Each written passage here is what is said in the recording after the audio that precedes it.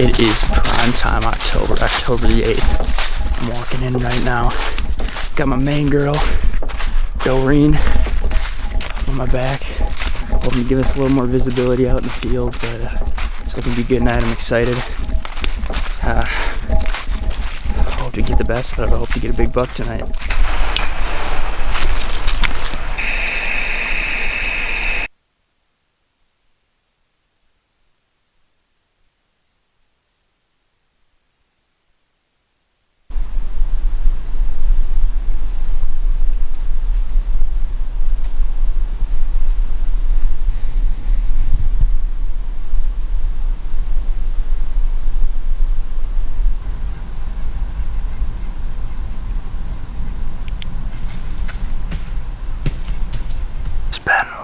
Days so far getting in the stand, nothing's going right. It's a new tree. I'm struggling to put everything up for the camera arm and having a place for my bow to hang and everything. And while I'm setting up, got the doe decoy out in the field, and I have a little buck come in, and I don't know if it's the decoy or if it was me moving in the tree when he came by, not noticing him, but he did not like that.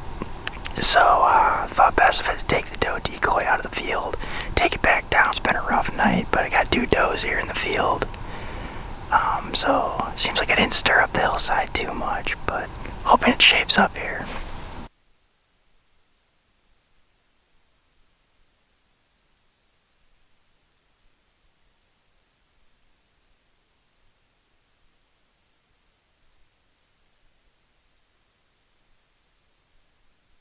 As I watched a little buck chase a doe and fawn pair at the end of the field, something caught my attention out of the corner of my eye.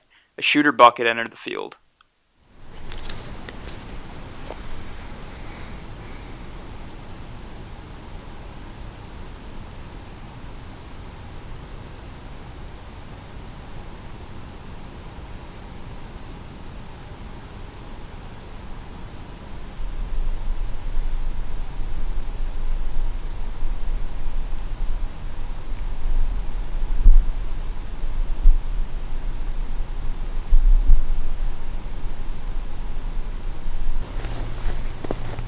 Try some grunting, see if we can get him to avert his attention. He doesn't seem too interested in those does right now.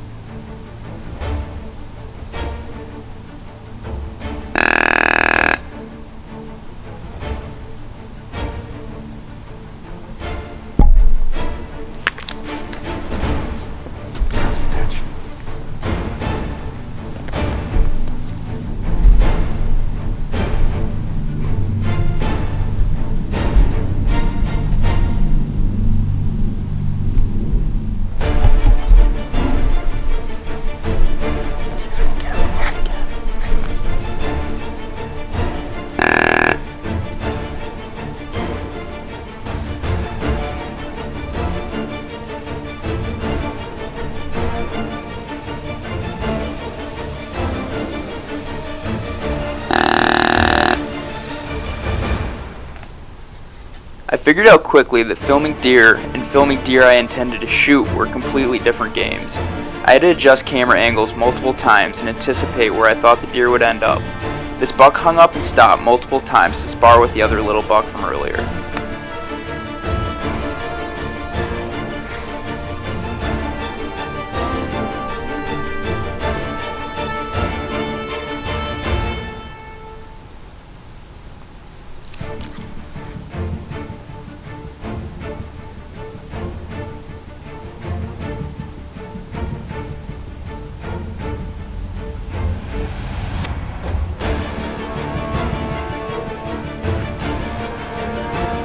After spending what felt like an eternity hung up in the middle of the field, this deer finally followed the little buck ever closer to my stand.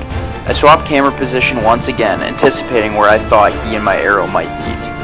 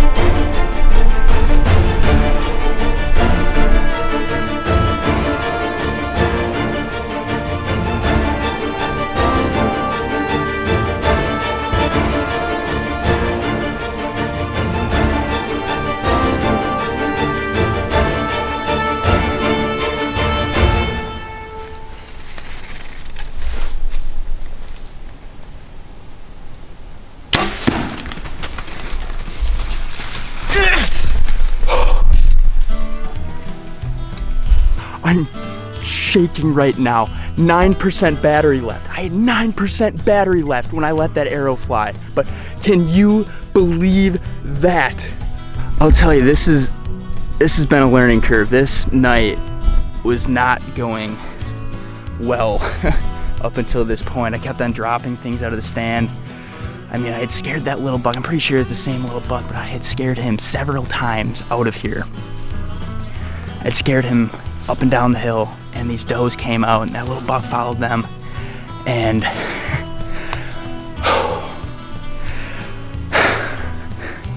there he came, and then a few minutes later, that nice buck came out.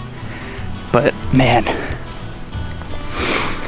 so I grunted to him. He didn't seem like he was very interested in those does. Usually I would have left them alone just because those does are in the field, but he didn't seem too ruddy, didn't seem too interested. And I grunted to him a few times, and that little buck and him came all the way down here. Eventually the little buck peeled off, and he stood there for a long time. The battery's probably almost dying. So I'm gonna put a new battery in. I'm gonna wait a little bit, and we're gonna go look for him, but I smoked that deer. I know we're gonna get him.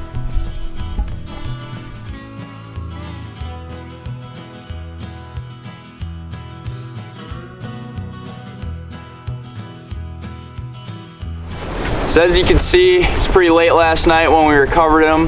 Got the help of the neighbor. We were able to get him all cleaned up, drug out of there. So this morning, getting some video of the shot. It's a really good deer. Didn't see a lot this year. Had some struggles with the farming equipment and everything.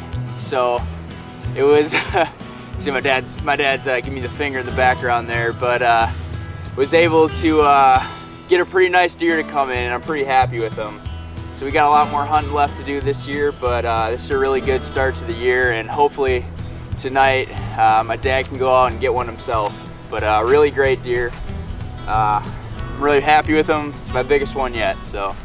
But the rut here in Wisconsin was just getting started.